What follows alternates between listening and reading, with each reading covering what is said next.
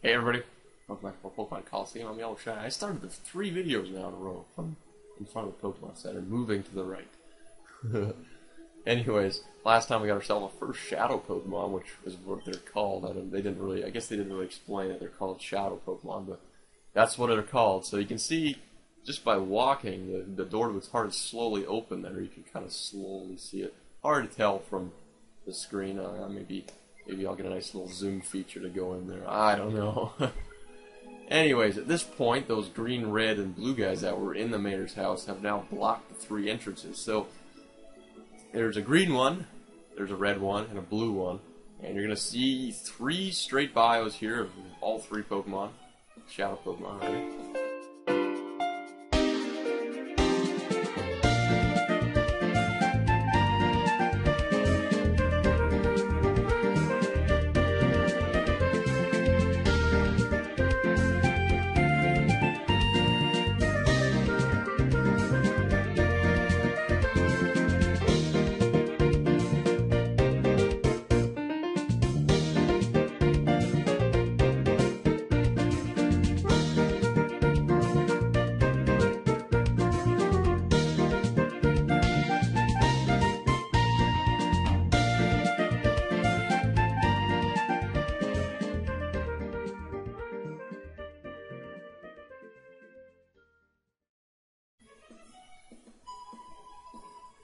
Okay, so there you go. Bayleaf is in the green, Lava is in the red, and Croconaw is in the blue. Now, you only have a chance to catch one of these Pokemon, so I'm going to make that really clear right now.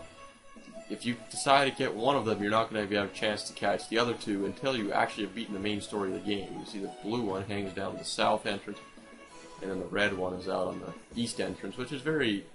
I don't often visit the east entrance. There's really nothing there, so... but let's battle the blue one here.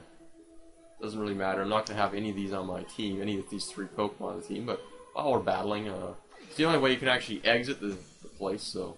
See, Mr. True Balluno, yeah. I'm pretty sure the green one's name is Verde, or Verd, or Verd. It's supposed to be, I guess, some sort of vert, because that's how you say green, or vert. That's how you say green in French, but I don't know when this game ever went French on us. So he's got whatever he threw out there. Coughing, and then Croconaw, which is Shadow. I'm going to catch it anyways, because I'm going to try to catch them all anyways. So, we'll just use Bite. We'll use Bite on it. We'll just weaken it down a little bit. It's not like Max and Vita. We're not going to get a 100% catch rate with this one. And so there you go. Grimer's down. Nice. I think they all have Grimers. I think they all have the same Pokemon, actually. Just the Shadow Pokemon are different in terms of whether they're, Bayleaf, a Croconaw, or a Colosseum. I guess I could explain the 3 Shadow Pokemon more in depth here because I'm only going to have a chance to catch one and show you in detail the stats and stuff. But I do have them written down here. Well, not here, but I actually remember them. I was reading over them not too long ago. Bayleaf, basically, the ability is Overgrow, and that's every time its health is in kind of like red. I call it, but it's in the red state, so I think it's under 20% when it goes into red. Like the health bar is colored red, which makes sense when I say it's in red. And that's going to up its grass type moves. I don't know by how much, but I tell you, that's a tough move, Shadow Rush. It does a lot of damage. But yeah, so I don't know by how much Overgrow actually does power up your grass type moves, but it is by quite a bit, I know that. So, for stats wise, all of its stats are pretty average. Actually, basically, all 3 of them, I'm going to say all their stats are average except for 2 particular stats are a little bit higher. So, basically, the 2 stats that are a little bit higher for Bayleaf are both its defense and its special defense stats. Go ahead and throw a Pokeball here. That should be good enough to catch this Croconaw. Palava's 2 stats are a little higher. Its speed stat and its special attack stat. And Croconaw's 2 specials, or 2 slightly higher stats are, well, shoot, was so close too, yeah. Are its attack stats and its defense stats. So personally, I mean, as much as I would like to say Croconaw is probably the best Pokemon of the 3, it's not until some water type attacks are actually made physical attacks, It's that whole thing again where some Pokemon really get screwed over. I mean, if a water type attack is a physical attacker, it's impossible to use it as a Pokemon. So because it's water type, all the water type attacks are considered special attacks, even in this game. So we'll use it for Reflect. I don't know, maybe just shorten down on what Shadow Rush does. I don't think Shadow Rush registers as a special type attack or a physical type attack. It just, I don't know, it's just there. It's just a different type of move. It doesn't affect by anything like that. And there we go. Crocodile was caught. Like I said, I'm not going to have Crocodile on my team. I was going to, but then I decided to get another water type Pokemon, so you're tough. They can't be blamed for losing, yeah. Oh, we got your Shadow Pokemon 2. He's going to explain a little bit about Shadow Pokemon 2, and we beat him. What was that strange Pokemon? What did you people do to it? That. It's a Pokemon that we turned into a fighting machine by artificially closing the door to his heart. No, you didn't. You artificially closed the door to that poor Pokemon's heart. Doing that's not going to help you do anything. He's going to run away. I know when I was little I heard about that. They say if any Pokemon closes the door to its heart, it can gradually be opened by battling together with it. Yeah, so I'm actually going to explain here. There's a whole bunch of ways that you can actually get out of it or get its heart gauge down. And one, like I said, is just walking with it. And you can just but when it enters a battle, it'll get slowly decrease as well.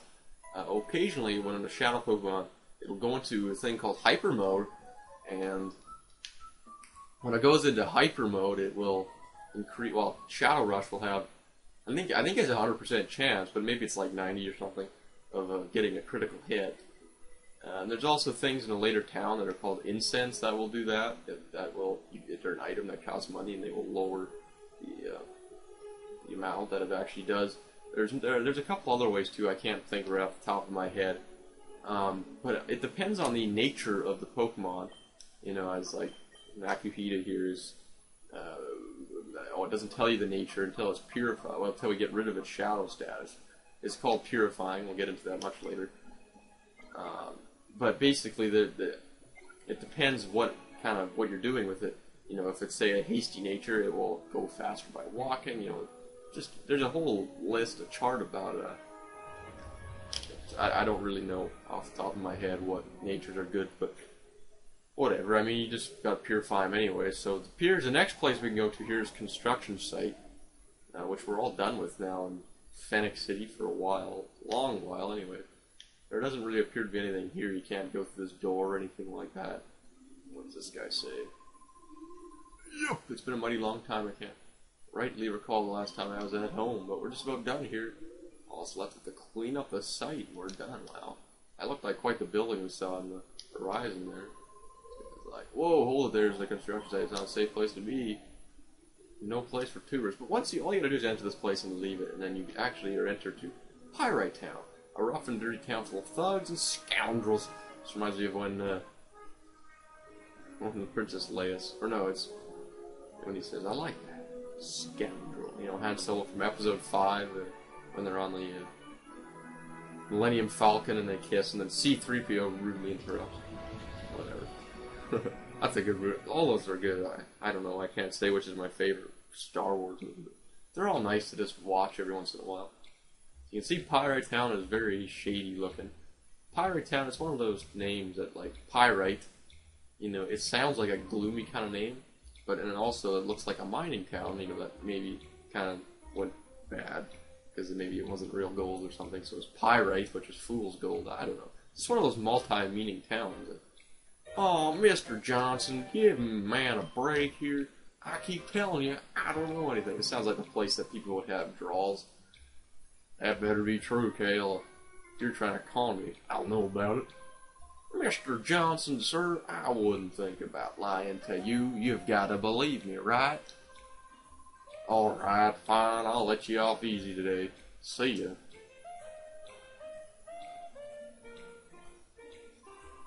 Yeah, what a nitwit. Of course I haven't got anything to tell you. Well, I don't know. What do you got to say now? What are you looking at? I haven't seen your face around these parts. What are you, tourist? You don't want to get hurt, you should get lost and quick. Like, get out of your head. Yeah, I don't know, this just seems like a town that people would have, southern accent. Wind and money, you appear to be outside, you best beware. There are a lot of near-do-well sorts here, yeah. There's a couple trainers. Well, there's lots of trainers here, actually. We'll move up here. There's no Pokemon Center in this town, so that's a bit of a pain. Talk to this guy. Your outfit's kind of weird. Well, yours is any better. Holy moly, you got this purple outfit on. Anyways, this guy will battle you.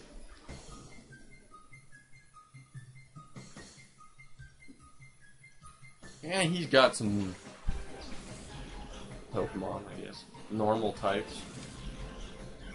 Talo is part flying, though. It's not just normal type. I don't know why so many flying Pokemon are part normal type. That always drove me nuts. That's why I always like flying type Pokemon that are something else other than normal flying, just because there's so many of them. So, I don't know. Why can't they just be flying type? I never get that. Like, there is only one the first Pokemon was that legendary, like, I don't know, it was one of those stupid one in the 5th generation that doesn't even look like a Pokemon. That was sitting on the cloud, and I don't know. But that was the first. Was it like Thundurus or something? No, it was Thundurus. It was like Thunder type or something. I don't know. But it was the first just straight flying type Pokemon. All flying type Pokemon before that had a second type, and so many of them, like Farfetch'd, Pidgey, Spearow, Doduo, all those are just part normal type. And it's just, I don't know, it just seems weird that they are.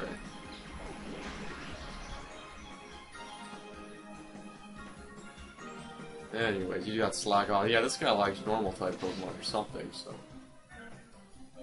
So yeah, I'm like I said, I'm going to be showing off pretty much all the battles in this game, because, I mean, if you're playing for this game too, you probably want to battle this guy, or maybe not. He has no importance to anything, no relevance to the story, no importance, but, I mean, like I said, I think that's where I kind of went wrong with my old channel. I kind of rushed things a little bit too much, so we're really going to be taking our time, throughout my Let's Plays here, There might not be much happening in episodes, like, I mean, we really haven't done much. We've had a couple battles, and that's about it.